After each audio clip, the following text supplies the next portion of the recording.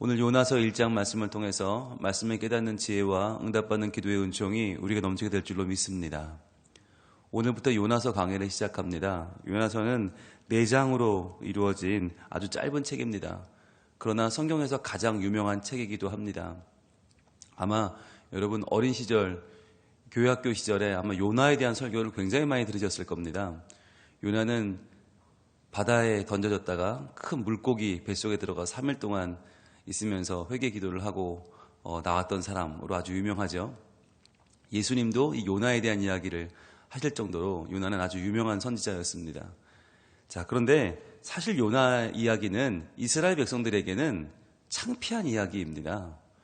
왜냐하면 이 요나의 이야기가 선민 사상을 정면으로 배격하는 이야기거든요.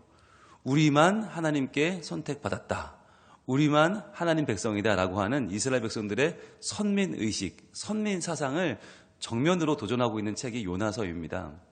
그래서 어찌 보면 예수님께서 요나의 이야기를 몇 번 언급하셨던 이유는 바로 그 당시 종교 지도자들, 특별히 하나님에 대해서 독보적인 기득권을 가지고 있던, 주장하던 사람들에게 하나님은 너희만의 하나님이 아니라 모든 이들의 하나님이시다 라고 예수님은 증거하신 것이죠. 그래서 정말 하나님에 대해서 어떤 소유권을 주장하는 자들에 대해서 예수님은 끔찍히도 싫어하시면서 그들에 대한 생각을 밝히신 바가 있는데, 요나는 참 특징적인 것은 다른 선지자들은 다 선지자들이 전한 말의 중심이 돼요. 어떤 말을 전했는가, 그들이 어떤 말씀, 하나님 주신 말씀을 어떻게 전했는가, 말의 중심이라면 요나는 말의 중심이 아니라 삶의 중심입니다. 그의 살아간 이야기가 전해진 책이 요나서예요. 그러니까 다른 선지자들은 하나님이 이렇게 말씀하셨다, 이렇게 말씀하셨다, 주로 말씀이 중심이라면 요나는 그의 삶이 중심이다. 이것은 우리에게 한 가지 알려주는 바가 있죠. 우리도 오늘날 하나님의 말씀을 맡은 자 아닙니까? 하나님이 우리에게 하나님의 마음을 알려주시고 그 마음을 우리가 이 세상에 전하게 하시는데, 중요한 건 뭐냐? 우리의 말인가? 우리의 삶인가 하는 거죠. 그래서 대부분 다른 선지서들은 1인칭으로 이렇게 말한다, 하나님 이렇게 말씀하셨다 라고 하는 내용이 중심이라면 요나는 3인칭이에요. 마치 소설을 한 편 적어놓는 것처럼 요나가 소설의 주인공인 것처럼 등장을 합니다. 그래서 요나가 전한 말씀은 굉장히 짧아요. 영어로는 8단어, 그리고 히브리어로는 5단어밖에 안 돼요. 굉장히 짧은 말을 전하는데 그 말을 전하기 위한 과정을 4장에 걸쳐서 지금 적어내고 있습니다. 그래서 오늘 우리는 이 유명한 이야기 요나 속에 과연 하나님이 어떤 마음을 담아놓고 계시는가, 과연 요나는 어떤 사람이고 오늘날 우리는 어떤 면에서 요나를 닮았는가, 그리고 어떤 면에서 하나님은 우리가 요나가 아니라 예수님 마음을 품기를 원하시는가 같이 보기를 원합니다. 먼저 1절입니다. 여호와의 말씀이 아미떼의 아들 요나에게 임하니라 이르시되, 노란색으로 표시해야겠죠? 여호와의 말씀이 아미떼의 아들 요나에게 임하니라. 하나님 말씀이 임했어요. 누구에게? 아미떼의 아들 요나에게 임했어요. 자, 그런데 많은 사람들이 이야기하는데 요나는 이거 신화가 아니냐라고 얘기를 해요. 이게 실제로 있었던 인물이 아니라 이거는 그냥 만들어낸 이야기일 것이다. 왜냐하면 사람이 어떻게 물고기 뱃속에 들어가는가, 그럼 물고기가 얼마나 커야 되는가, 또 그 뱃속에 들어갔으면 기본적으로 모든 동물은 소와 애기라는 게 나오잖아요. 그러면 그래, 그런 큰 물고기가 있다고 치자. 들어갔으면 소가 돼야 마땅한데 사람이 어떻게 3일씩 살아남을 수가 있는가. 그리고는 빵 토했더니 니느웨 땅에 딱 떨어졌다. 이거는 너무 좀 사기성이 너무 많다. 이거는 신화적인 이야기이지 그냥 그랬으면 좋겠다는 꾸며낸 이야기이지 실제는 아닐 것이다 라고 하는 많은 분들이 많이 있거든요. 그런데 거기에 대해서 성경은 뭐라고 증거하고 있는가 한번 보겠습니다. 열왕기 하 14장 25절. 열왕기 하 14장 25절로 갑니다. 자, 열왕기는 이스라엘의 역사를 기록한 책입니다. 이스라엘의 역사, 주로 이제 사관들이 이 내용을 정리했는데, 탈무드는 예레미야가 썼다라고 얘기를 하지만 예레미야 혼자 쓴 내용은 아닐 것이다. 그래서 아마 수많은 사관들이 동원이 됐을 거라고 보는데, 이 사관들은 역사를 기록하는 사람들이거든요. 그래서 아무 내용이나 쓰지는 않습니다. 있지도 않았던 설화나 신화를 적지는 않죠. 실제로 있었던 이야기를 적는데 열왕기하 14장 25절 말씀 같이 한번 읽어보겠습니다. 시작. 이스라엘의 하나님 여호와께서 그의 종 가드 헤벨 아미떼의 아들 선지자 요나를 통하여 하신 말씀과 같이 여로보암이 이스라엘 영토를 회복하되 하맛 어귀에서부터 아라바 바다까지 하였으니 이렇게 말씀해요. 자, 이때가 이제 여로보암 때, 여로보암 2세 때거든요. 여러분, 여로보암 2세 때는 우리가 호세아 그리고 아모스 시대에 우리가 얼마나 풍족했던 시대인지를 봤습니다. 경제적으로도 군사적으로도 아주 대단했던 때죠. 다윗만큼의 영토를 회복했던 때가 바로 이때입니다. 그러니까 북이스라엘이 가장 잘 나갈 때죠. 자, 그런데 그때 그 여로보암 때 하나님이 가드 헤벨 아미떼의 아들 선지자 요나를 통해서, 가드 헤벨은 이스라엘 갈릴리 지역에서도 나사렛 주변이거든요. 그러니까 갈릴리 사람 아미떼의 아들 선지자 요나를 통해서 하신 말씀이라고 기록되어 있죠. 뭐라고 기록됐냐면 여로보암이 이스라엘 영토를 회복하되 하맛 어귀에서부터 아라바 바다까지 하였다. 이것은 가장 넓은 영토를 말하는 거예요. 그러니까 요나를 통해 무슨 말씀을 주셨나? 여로보암의 영토가 회복될 것이다. 이스라엘 영토가 그때 회복될 것이다라는 말씀을 주셨다는 거죠. 그러니까 요나는 실제 인물이면서 어떤 인물이에요? 여로보암 왕에게는 굉장히 고마운 인물이죠. 이스라엘의 영토가 회복될 것이다 라고 하는 말씀을 전했던 선지자이니까요. 자, 그렇기 때문에 요나는 이 당시에 하나님께서 이 나라가 잘 될 것이고 회복될 것이다 라고 하는 말씀을 전하게 하셨던 왕궁에서 왕에게 말씀을 선포했던 선지자임을 알 수 있습니다. 자, 그런데 이렇게 실존했던 요나에게 하나님 무슨 말씀을 전해주시는가? 2절입니다. 너는 일어나 저 큰 성읍 니느웨로 가서 그것을 향하여 외치라. 그 악독이 내 앞에 상달되었음이니라 하시니라. 자, 너는 일어나라고 하는 말은 쿰인데요. 쿰은 단순히 앉았다가 일어나라는 얘기가 아니죠. 너는 출발해라, 떠나라라는 이야기예요. 뭔가 일을 시작해라. 나의 사명을 가지고 출발해라. 여러분, 쿰이라고 하는 것은 우리가 하나님의 사명을 맡은 자임을 보여주는 아주 중요한 단어입니다. 일어나라. 자, 근데 어디로 가라고 하냐면 저 큰 성읍 니느웨로 가라고 하세요. 니느웨가 어디냐면 아수르의 수도입니다. 여러분, 여로보암 2세 이 시대에 아람 나라가 그동안 이스라엘을 괴롭히다가 아람 나라가 힘이 빠져요. 그러면서 아수르에 망해버립니다. 그러니까 이스라엘은 지금 아람이 망하면서 북쪽 길이 열렸어요. 어마어마하게 좋은 기회가 온 거예요. 지금 이스라엘에게는. 그런데 문제는 그 아람을 무너뜨린 나라가 아수르거든요. 그러니까 아수르란 나라에 또 하나의 이제 이스라엘은 대적이 생긴 것이죠. 라이벌이 생긴 거죠. 그런데 니느웨는 그 아수르의 수도입니다.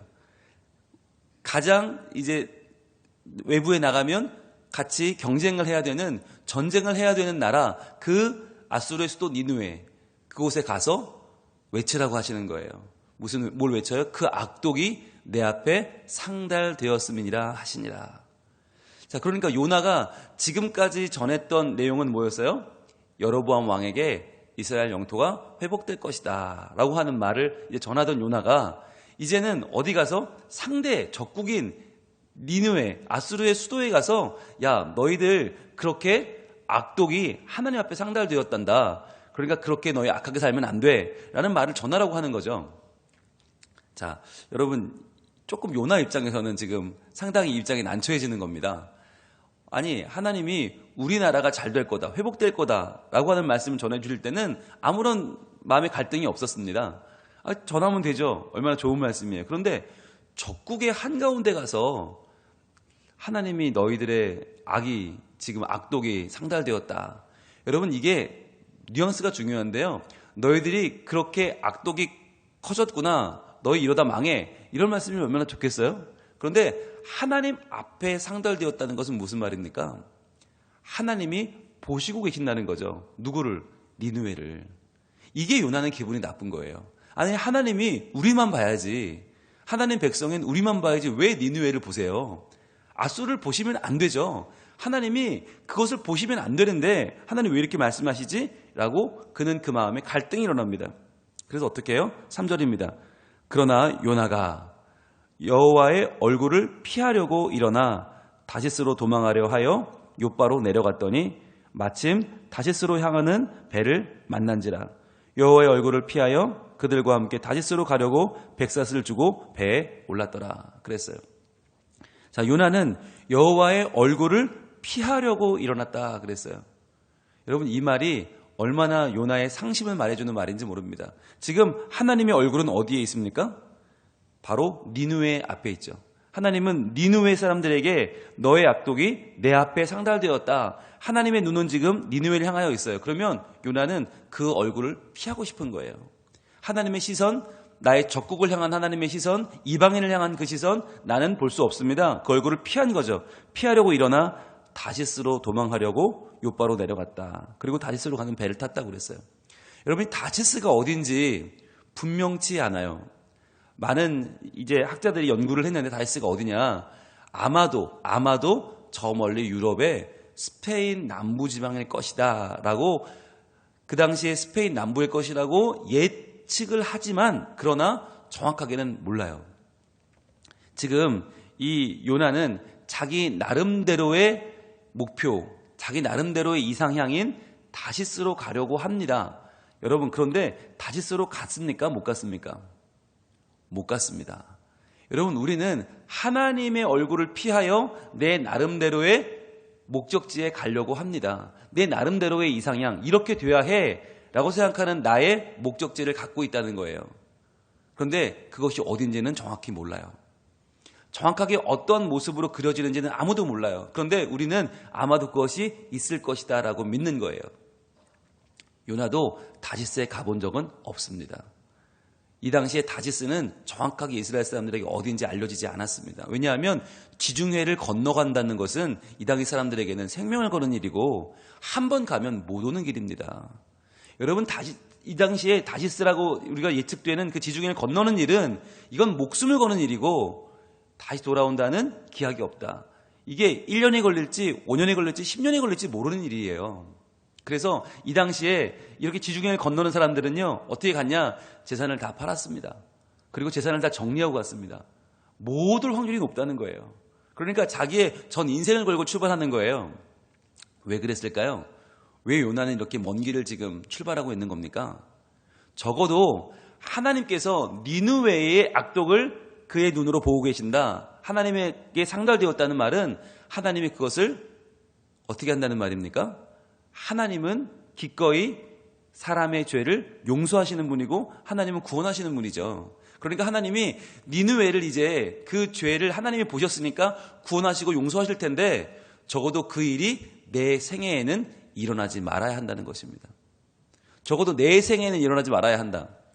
여러분, 우리가 뒤에 내용을 보면 요나가 외치는 내용을 알잖아요. 니느웨에게 뭐라고 외치죠? 너희가 회개하지 않으면 40일 안에 망한다 하는 이거죠. 40일이 지나면 망한다는 거예요. 그러니까 요나의 마음속에 뭐가 있어요? 40일만 버티면 니느웨는 망한다는 거죠. 저것들은 망해도 싸고 40일만 버티면 망하는데 그러면 내가 어떻게 하면 돼요? 40일만 피해 있으면 돼요. 그러니까 40일이 아니라 나는 몇 년짜리, 아니 그 이상 내 일생을 걸어서 돌아오지 못하는 길이라도 좋다. 나는 가겠다는 거죠.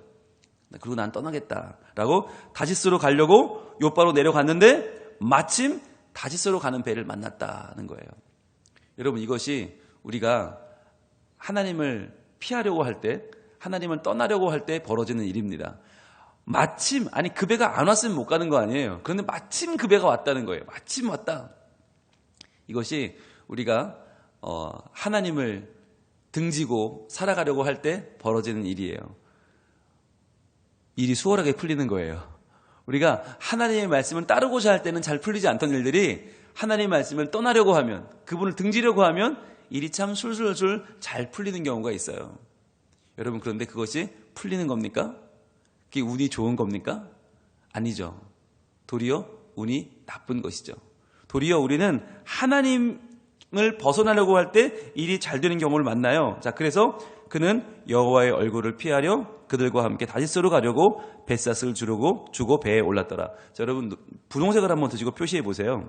3절에 두 번 반복되는 표현이 있죠. 바로 여호와의 얼굴을 피하려고, 여호와의 얼굴을 피하여. 이게 두 번 반복이 됩니다. 지금 요나는 여호와를 알아요, 몰라요? 알아요. 아는데 그 얼굴을 피하려고 하고 있어요. 여러분, 이것이 하나님을 아는 사람들이 범하는 죄입니다. 여러분, 이방인들은, 니느웨 사람들은요, 하나님을 몰라요. 하나님을 모르기 때문에 그들의 죄악이 얼마나 무서운 것인지조차 몰라요. 그래서 하나님이 그것을 깨닫게 하려고 요나를 보내는 거 아닙니까? 요나는 하나님을 아는데 뻔히 알면서도 하나님의 얼굴을 피하려고 하고 있어요. 자, 그러면 하나님 얼굴을 피하려고 뭐 했어요? 배를 탔어요. 뭘 말해주는 겁니까? 그 당시에 사람들이 가지고 있던 신관을 보여주는 것인데, 하나님은 산의 신, 전쟁의 신이라고 생각했어요. 여호와는 전쟁의 신이다. 그러니까 여호와는 산의 신이기 때문에 배를 타고 바다로 나가면 거기는 하나님이 없다라고 믿은 거죠. 그래서 하나님의 얼굴을 피해서 배를 타고 멀리 간다. 그러면 하나님이 나를 못 찾을 것이다 생각한 것이에요. 여러분, 이게 얼마나 우스운 일입니까? 하나님은 누구십니까? 하나님은 천지를 창조하신 창조주 하나님이십니다.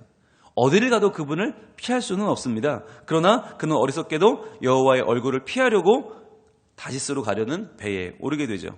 그런데 하나님은 마치 보란듯이 어떻게 하세요? 4절입니다. 여호와께서 큰 바람을 바다 위에 내리심에, 노란색 들고 표시합니다. 하나님은 어떤 분이에요? 큰 바람을 바다 위에 내리시는 분이에요. 모든 천지 만물이 그분의 것이에요. 내리심에 어떻게 돼요?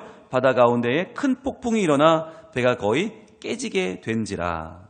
5절, 사공들이 두려워하여 각각 자기의 신들을 부르고 또 배를 가볍게 하려고 그 가운데 물건들을 바다에 던지니라 그랬어요. 자, 여기서 사공들이 두려워했어요. 뭘 두려워했습니까? 풍랑을 두려워했지요. 바람을 두려워했지요. 자, 그런데 이 지금 풍랑을 두려워하던 사공들이 나중에 가면 그들의 자세가 바뀝니다. 여러분, 이 요나서 1장의 중요한 것은 요나가 아니고요, 어찌 보면 이 사공들입니다. 사공들의 생각이 바뀌어요. 사공들의 두려워하는 게 바뀌어요. 자, 처음에는 바람을 두려워했지만 그들이 뒤에 어떻게 바뀌었는가 보세요. 자, 물건들을 바다에 던지고 있는데, 그러나 요나는 그랬죠. 여러분 3절에도 그러나 요나가라고 시작합니다. 그러나 요나가. 그리고 여기에서도 또 그러나 요나는, 5절에서도 그러나 요나는이라고 시작하죠. 요나는 항상 어떻게 해요? 상황에 반대되는 행동을 해요. 하나님의 얼굴을 떠나려고 하고, 사람들이 모두가 그 물건을 던지고 있을 때 그는 어떻게 해요? 배 밑층에 내려가서 누워 깊이 잠이 든지라 그랬어요.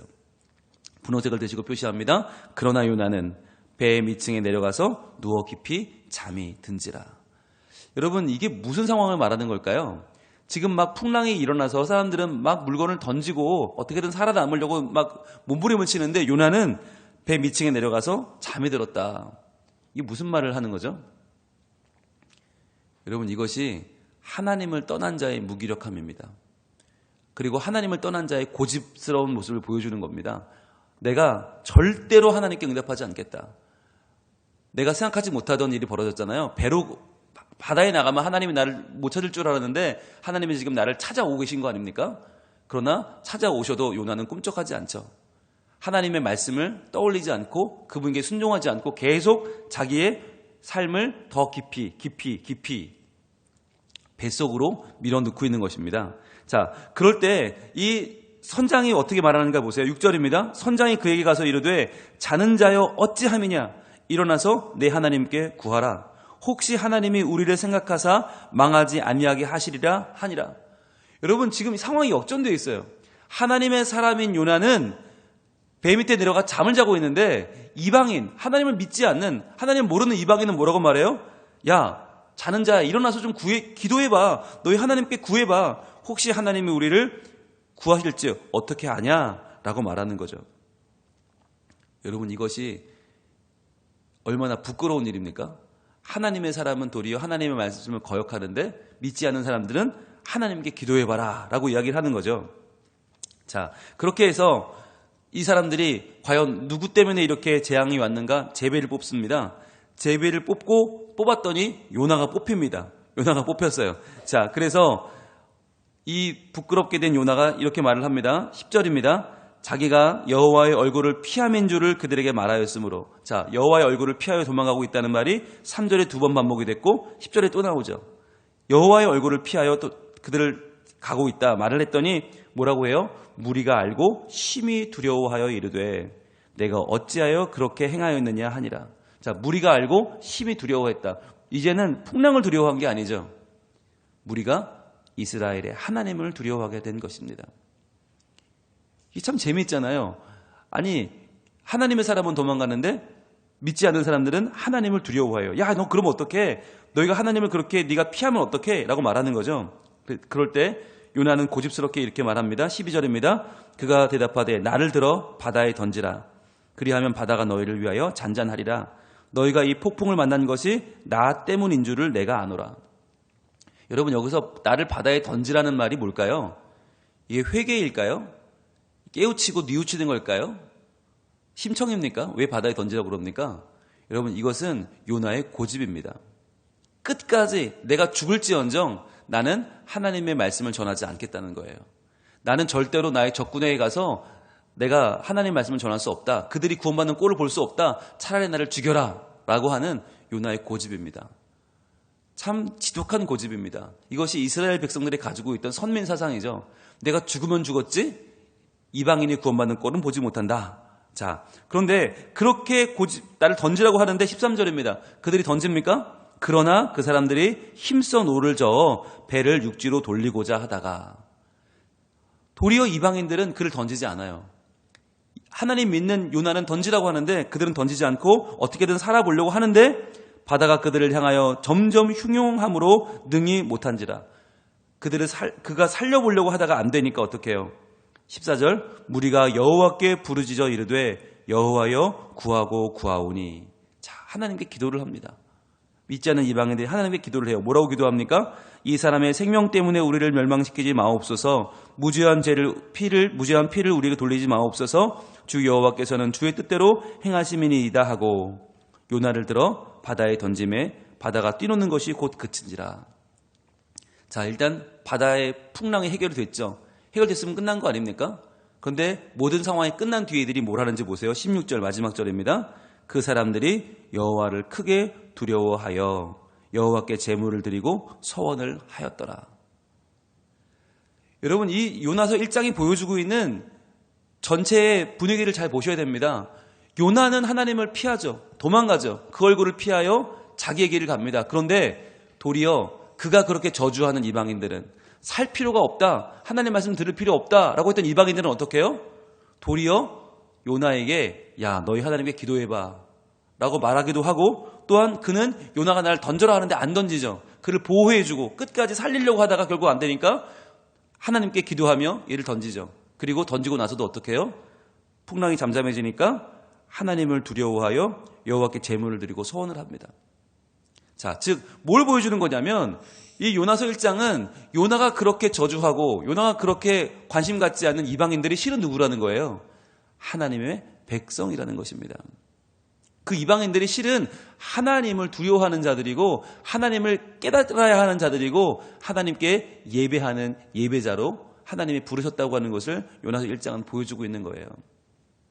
그래서 이 요나서 1장은 예수 그리스도께서 여러 번 언급하신 말씀인데 요나서는 짧지만 예수님이 몇 번이나 언급하셨거든요. 왜 그러셨을까?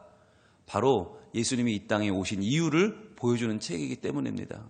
왜 오셨습니까? 하나님께는 이스라엘 백성과 이방인이 따로 없다는 거예요.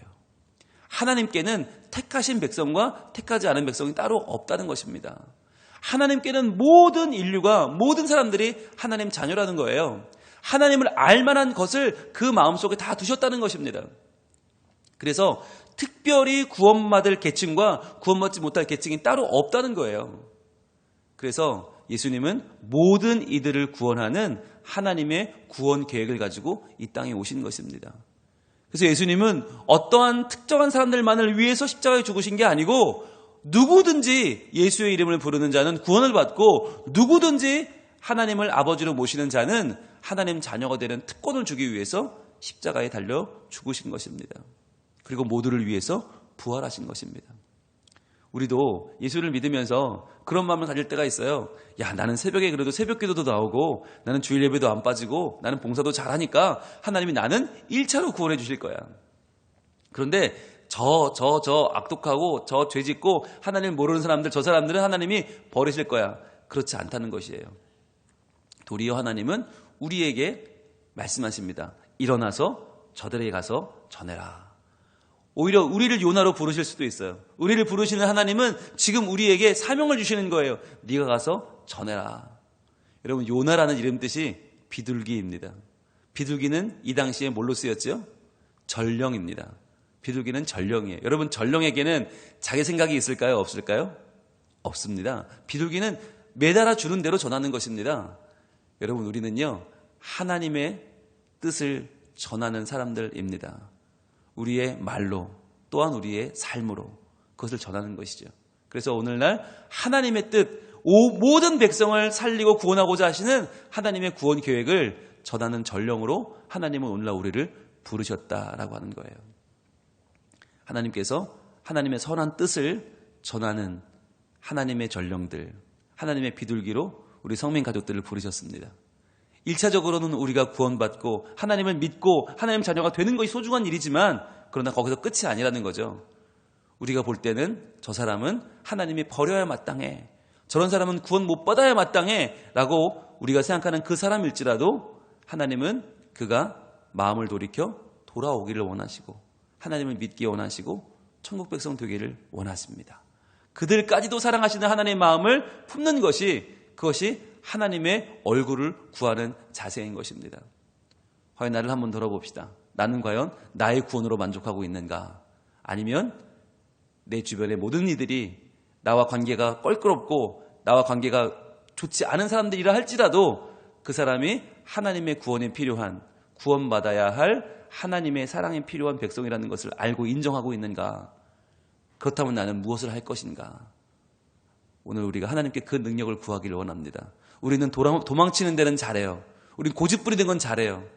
그래서 우리는 하나님은 말씀을 전하라고 일어나라 하시는데 요나는 도망치려고 일어납니다. 그리고 마침 배가 찾아옵니다. 그리고는 옳았구나 싶어서 그 배를 탑니다. 그러나 그 배는 하나님의 풍랑 가운데로 들어가는 배죠. 하나님은 그 배 밑에 가라앉아 있던 그 요나를 집어 드셔서 바다에 던져버리십니다.